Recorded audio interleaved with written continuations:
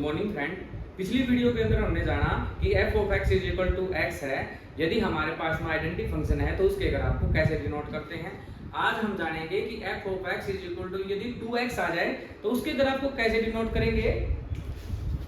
f of x is equal to हमारे पास 2x ये ग्राफ है, इसको हमने क्या करना है, डिनोट करके दिखाना है।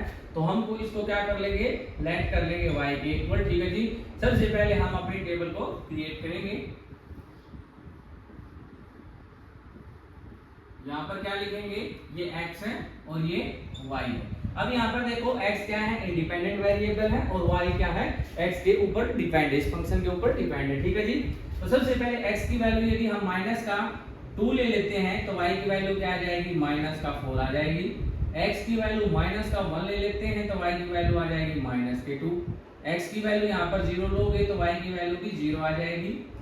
x की वैल्यू यहाँ पर 1 लोगे तो y की वैल्यू 2 आ जाएगी। x की वैल्यू यदि यहाँ 2 लोगे तो यहाँ पर y की वैल्यू 4 आ जाएगी और x की वैल्यू यहाँ पर 3 लोगे तो y की वैल्यू क्या आ जाएगी, 6 आ जाएगी। आपको एक चीज का ध्यान रखना है, तब भी आप x की वैल्यू लो तो x की वैल्यू बहुत ज्यादा लार्ज नहीं लेनी है, मतलब छोटी वैल्यू लेनी है हमें x की छोटी वैल्यू क्यों लेनी है, क्योंकि x की ज्यादा बड़ी वैल्यू फिर आपको ग्राफ पे भी डिनोट करनी पड़ेगी, इसलिए आपको यही कोशिश करनी है कि x की वैल्यू कम से कम छोटी ली जाए। ठीक है जी। अब हम इसको क्या है, ग्राफ के ऊपर डिनोट करेंगे।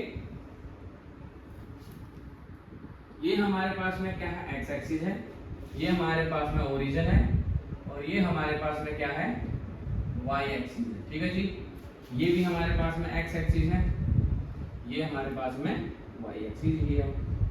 अब हमें पता है कि ओरिजिन से राइट साइड में जो x एक्सिस के ऊपर जो नंबर होते हैं वो कैसे होते हैं, पॉजिटिव, लेफ्ट में नेगेटिव। ओरिजिन से अपवर्ड जाएंगे तो y पॉजिटिव और नीचे आएंगे तो y नेगेटिव। ठीक है जी।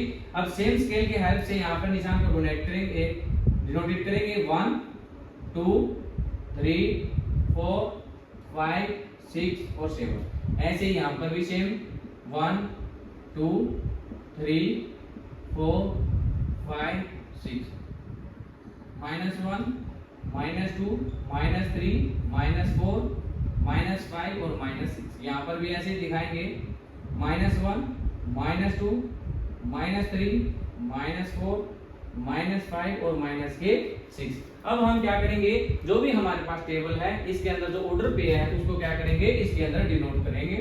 अब देखो x की वैल्यू तो -2 है तो y की वैल्यू क्या है, -4 है।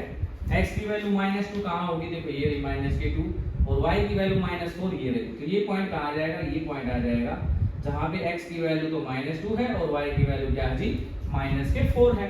अब नेक्स्ट देखेंगे, x की वैल्यू -1 है तो y की वैल्यू क्या है, -2। x की वैल्यू -1 ये है और y की वैल्यू -2, ये पॉइंट आ जाएगा -1 और -2। ठीक है जी। अब x की वैल्यू 0 पुट करते हैं तो y की वैल्यू क्या करते हैं, 0। तो ये पॉइंट कहाँ आएगा, ओरिजिन के ऊपर ही आएगा, क्योंकि ओरिजिन के ऊपर ही x की वैल्यू और y की वैल्यू हमेशा 0 होती है। अब हम नेक्स्ट देखेंगे, x की वैल्यू 1 और y की वैल्यू 2।